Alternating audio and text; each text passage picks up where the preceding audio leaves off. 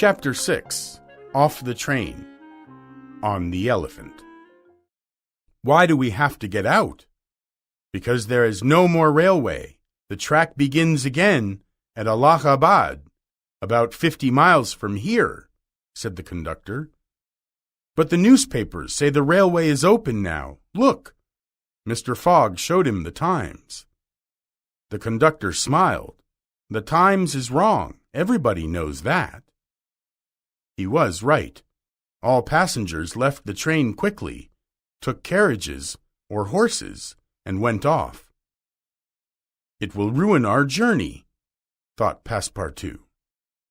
Mr. Fogg thought for a moment, and then said, Jean, this is not serious. We are 2 days early. I am sure we shall get to Calcutta in time for our ship to Hong Kong. Now we have to find a means of transport to get to Allahabad, where the railway starts again. They went to the village, but didn't find any carriage, any horse there. We'll walk, said Mr. Fogg. Jean didn't like the idea.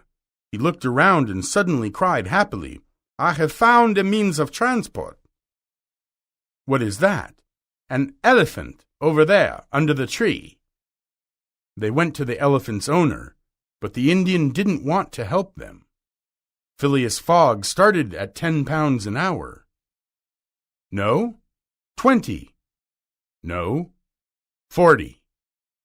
Okay, I want to buy your elephant. 1,000 pounds. No? Passepartout gave a jump every time the price went up.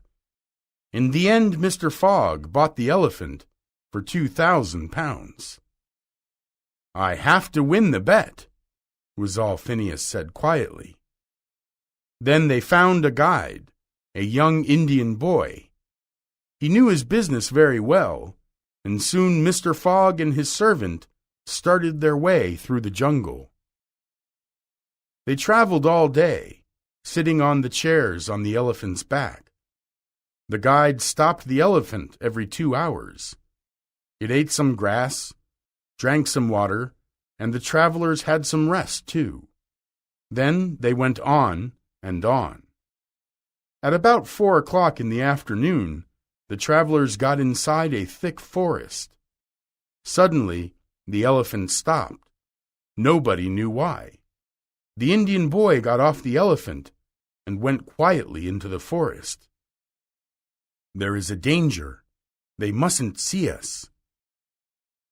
Soon they heard the voices and the music. Then they saw a lot of people in long orange clothes. Around them, there were some women and children. They all were half walking, half dancing, half shouting, half singing.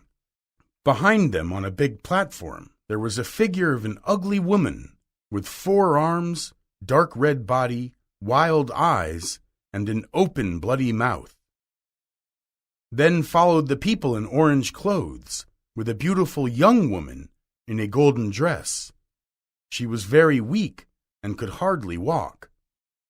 The men at the back, armed with swords and guns, were carrying a dead body of an old man. It was dressed in beautiful rich clothes of an Indian prince.